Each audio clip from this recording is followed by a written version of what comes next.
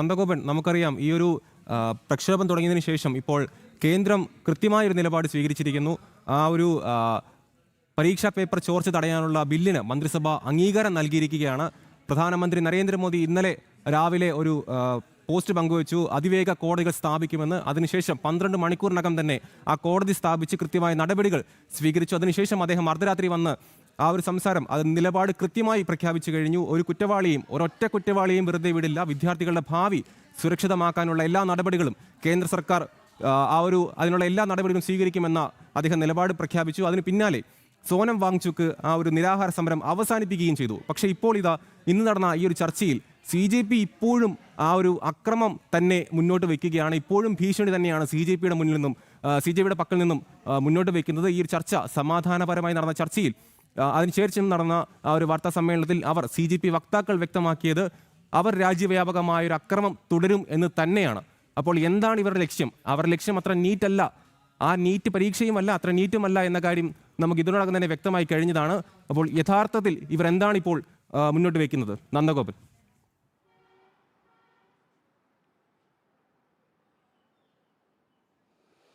അമല, ഇന്നിപ്പോൾ പ്രധാനമന്ത്രി നരേന്ദ്രമോദിയുടെ അധ്യക്ഷതയിൽ ഇന്നിപ്പോൾ കേന്ദ്ര മന്ത്രിസഭാ യോഗം ചേർന്നു. ആ മന്ത്രിസഭാ യോഗത്തിൽ ആൻറ്റി പേപ്പർ ലീക്ക് ബിൽ 2024 ബില്ലാണ്. അതിൽ അമെൻമെൻറ്റ് വരുത്തുവാൻ വേണ്ടി തീരുമാനിച്ചു. അതായത് ഈ പേപ്പർ ലീക്ക്, അതായത് ചോദ്യപേപ്പർ ചോർച്ചയുമായി ബന്ധപ്പെട്ട് ഈ ചോദ്യങ്ങൾ പണം നൽകി വാങ്ങുന്നവർക്കും അതേപോലെ തന്നെ പണത്തിന് വേണ്ടി ഈ ചോദ്യങ്ങൾ വിൽക്കുന്നവർക്കും, അതായത് ഈ രാജ്യത്തെ വിദ്യാർത്ഥികളുടെ ഭാവി തുലാസിലാക്കുന്നവർക്ക് അർഹിക്കുന്ന ശിക്ഷ നൽകുന്ന ബില്ല്, ആ ബില്ല് തിങ്കളാഴ്ച പാർലമെൻറ്റിൽ അവതരിപ്പിക്കാൻ പോകുന്നു. അതിന് മുന്നോടിയായിട്ടാണ് ഇന്നിപ്പോൾ കേന്ദ്ര മന്ത്രിസഭാ യോഗം വിളിച്ചു ചേർത്ത് അതിന് മന്ത്രിസഭയുടെ അംഗീകാരം ലഭിച്ചിരിക്കുന്നത്. ഏതായാലും അത് ഇന്നിപ്പോൾ ചർച്ചയിൽ കേന്ദ്രമന്ത്രി ജിതേന്ദ്ര സിംഗ് CJPയുടെ, അതായത് കോക്രോച്ച് ജനതാ പാർട്ടിയുടെ, പാറ്റ പാർട്ടിയുടെ ഭാഗമായിട്ട് ഇന്നിപ്പോൾ ചർച്ചയ്ക്കെത്തിയവരോട് കൃത്യമായി ധരിപ്പിച്ചു. മാത്രമല്ല, ഈ വിഷയത്തിൽ കേന്ദ്ര സർക്കാർ സ്വീകരിച്ച നടപടികൾ ഈ നീറ്റ് പരീക്ഷയുടെ പശ്ചാത്തലത്തിൽ അത് ഏതാണ്ട് കേന്ദ്ര സർക്കാർ കൃത്യമായി ആ തെറ്റുകൾ തിരുത്തി, അതായത് പൂർണ്ണമായി വളരെ കൃത്യമായി തന്നെ പരീക്ഷ വീണ്ടും നടത്തി അതിൻ്റെ അഡ്മിഷൻ പ്രൊസീജിയർ നടക്കുന്നു. അങ്ങനെ വിദ്യാർത്ഥികളുടെ ഭാഗത്ത് അല്ലെങ്കിൽ വിദ്യാർത്ഥികൾക്ക് ഒരു തരത്തിലും കോട്ടം വരാത്ത രീതിയിലുള്ള പ്രവർത്തനം ഈ നീറ്റ് പരീക്ഷയുടെ ഭാഗത്ത് കഴിഞ്ഞ നീറ്റ് പരീക്ഷയിൽ ഉണ്ടായ അപാകതകൾ പരിഹരിച്ചുകൊണ്ട് മുന്നോട്ട് പോകാൻ സർക്കാർ തയ്യാറായി. എന്നാൽ അതേസമയം തന്നെ ഇതിൻ്റെ പശ്ചാത്തലത്തിൽ കൂടുതൽ പേപ്പർ ലീക്കുകൾ അല്ലെങ്കിൽ കൂടുതൽ ഇത്തരം ചോദ്യം ചോർച്ച ആവർത്തിക്കാതിരിക്കുവാൻ വേണ്ടിയുള്ള നടപടികളുടെ ഭാഗമായി, മുൻകരുതലുകളുടെ ഭാഗമായിട്ട് ശിക്ഷാ നടപടികൾ കൂടുതൽ കടുപ്പിക്കുന്നതിൻ്റെ ഭാഗമായിട്ടുള്ള ബില്ല്, അതിനുള്ള അംഗീകാരം ഇന്നിപ്പോൾ ക്യാബിനറ്റിൽ നൽകി തിങ്കളാഴ്ച അവതരിപ്പിക്കും. ഇതെല്ലാം കൃത്യമായി CJP നേതാക്കളെ ധരിപ്പിച്ചു. മാത്രമല്ല, മേലിൽ ഇത്തരം നടപടികൾ ഉണ്ടാകാതിരിക്കുവാൻ കേന്ദ്ര സർക്കാർ നടത്തിയ അല്ലെങ്കിൽ കൈക്കൊണ്ട നടപടികൾ ഓരോന്നും അക്കമിട്ട് നിരത്തി. എന്നാൽ രാഷ്ട്രീയ ലക്ഷ്യം മാത്രം മുൻനിർത്തി CJP മുന്നോട്ട് വെക്കുന്ന ആവശ്യം, അത് കേന്ദ്രമന്ത്രി ധർമ്മേന്ദ്ര പ്രധാന്റെ രാജിയാണ്, വിദ്യാഭ്യാസ മന്ത്രിയുടെ രാജിയാണ്. ആ രാജിയാണ് പ്രധാനമായും CJP മുന്നോട്ട് വെക്കുന്ന ആവശ്യം. എന്നാൽ അത് അംഗീകരിക്കുവാൻ കേന്ദ്ര സർക്കാർ തയ്യാറാകുന്നില്ല എന്നുള്ളതാണ് യാഥാർത്ഥ്യം. അത് കൃത്യമായ രാഷ്ട്രീയ ലക്ഷ്യത്തോടു കൂടിയാണ് CJP അത് ആരോപിക്കുന്നത്. ഇല്ലെങ്കിൽ ഈ നീറ്റ് പരീക്ഷ അല്ലെങ്കിൽ വിദ്യാർത്ഥികളുടെ ഭാവിയല്ല ഈ CJP അല്ലെങ്കിൽ കോക്രോച്ച് പാർട്ടി ലക്ഷ്യം വെക്കുന്നത് എന്നുള്ളതാണ് പ്രധാനമായും സർക്കാരും വിലയിരുത്തുന്നത്. ഇതിൻ്റെ പശ്ചാത്തലത്തിൽ സ്വാഭാവികമായും കേന്ദ്ര സർക്കാരിന് അടുത്ത ഒരു 24 മണിക്കൂർ സമയം CJP നൽകിയിരിക്കുകയാണ്. രാജ്യവ്യാപകമായി ഇത്തരം പ്രതിഷേധങ്ങൾ വ്യാപിപ്പിക്കുമെന്നുള്ള ഒരു പ്രസ്താവനയാണ് ഇപ്പോൾ നേതാക്കളുടെ ഭാഗത്തു നിന്നും ഉണ്ടായിരിക്കുന്നത്. സ്വാഭാവികമായും രാജ്യവ്യാപകമായി അക്രമം അഴിച്ചുവിടുക എന്നുള്ളതായിരിക്കും ഈ കോക്രോച്ച് പാർട്ടിയുടെ ലക്ഷ്യം.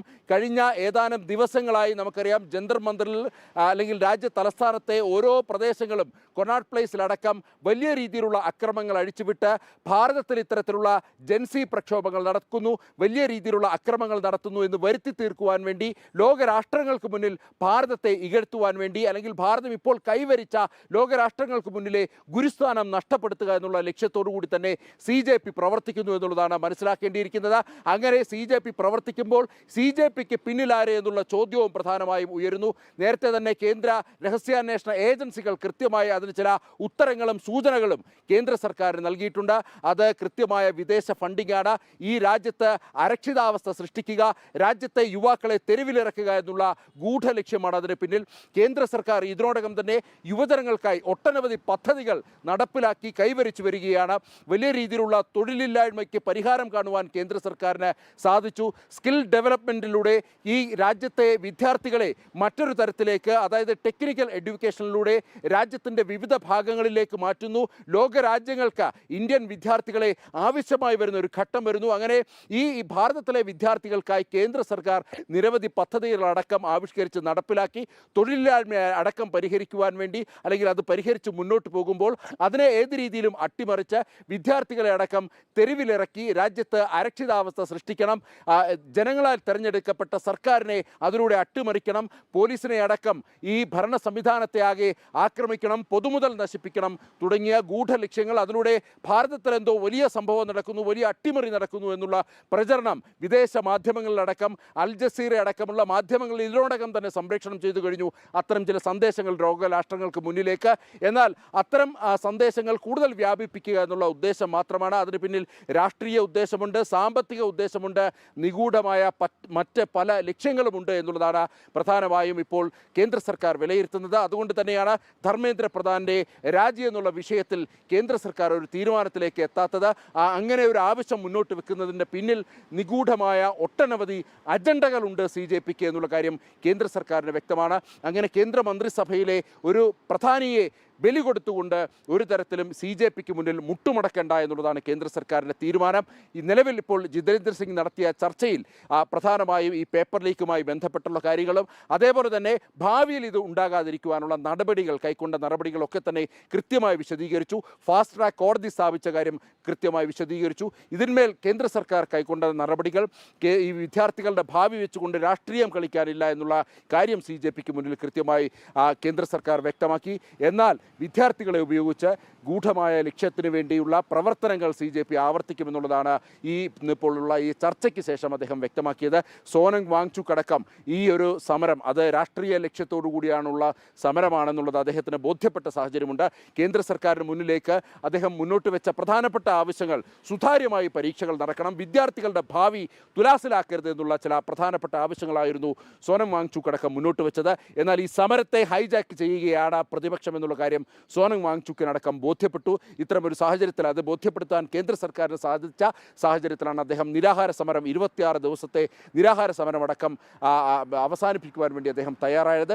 എന്നാൽ CJP അമ്പിനും വില്ലിനും അടുക്കുന്നില്ല എന്നുള്ളതാണ് പ്രധാനമായും നോക്കിക്കാണേണ്ടത്. അതിന് പിന്നിൽ CJPക്ക് കൃത്യമായ അജണ്ടയുണ്ട്. ആ അജണ്ട ഈ രാജ്യത്തിൻ്റെ പല ഭാഗങ്ങളിൽ, തലസ്ഥാന നഗരിയിൽ മാത്രമല്ല രാജ്യത്തിൻ്റെ മുക്കും മൂലയിലും അരാജകത്വം ഉണ്ടാക്കുക, അതുവഴി രാജ്യത്തെ ഇകഴ്ത്തുക ലോകരാഷ്ട്രങ്ങൾക്ക് മുന്നിൽ എന്നുള്ളതാണ്.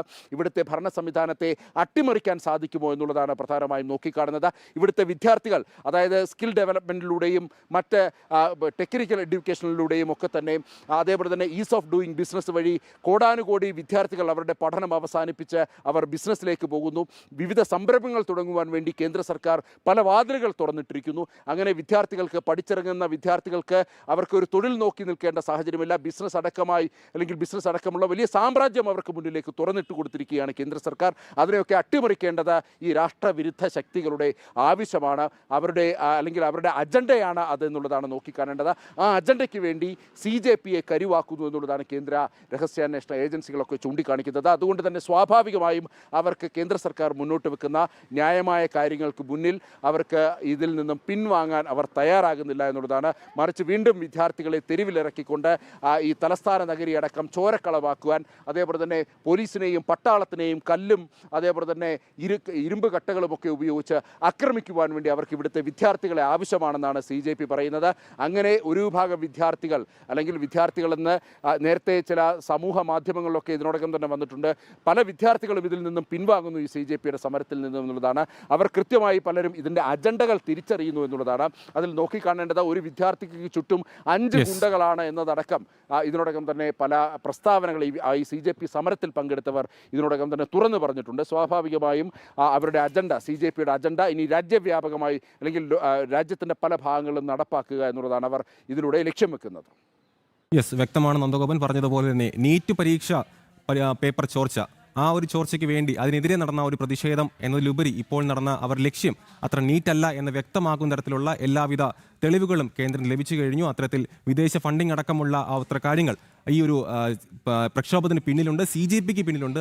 അതുകൊണ്ട് തന്നെയാണ് ഇപ്പോൾ ആ ഒരു നിരാഹാരം അവസാനിപ്പിക്കാൻ സോനം വാങ്ചുക് തയ്യാറായപ്പോഴും ആ ഒരു പ്രക്ഷോഭം ആ ഒരു രാജ്യവ്യാപകമായ അക്രമം നടത്തുമെന്ന് CJP പറയുന്നത്. ഇപ്പോൾ പുറത്തുവരുന്ന വാർത്തയനുസരിച്ച് സോനം വാങ്ചുക്കിനെ തന്നെ തള്ളി പറഞ്ഞിരിക്കുകയാണ് അഭിജിത്ത് ദീപ്കെ. വാങ്ചുക്കിന്റെ നേതൃത്വത്തിൽ നടക്കുന്ന സമരമല്ല ഇത്, രാജ്യവ്യാപകമായി സമരം തുടരുമെന്നുമാണ് അഭിജിത്ത് ദീപ്കെ വ്യക്തമാക്കിയിരിക്കുന്നത്. സോനം വാങ്ചുക്കിന്റെ സമരം അവസാനിപ്പിക്കണമെന്ന ആവശ്യമാണ് തള്ളിക്കളഞ്ഞത്.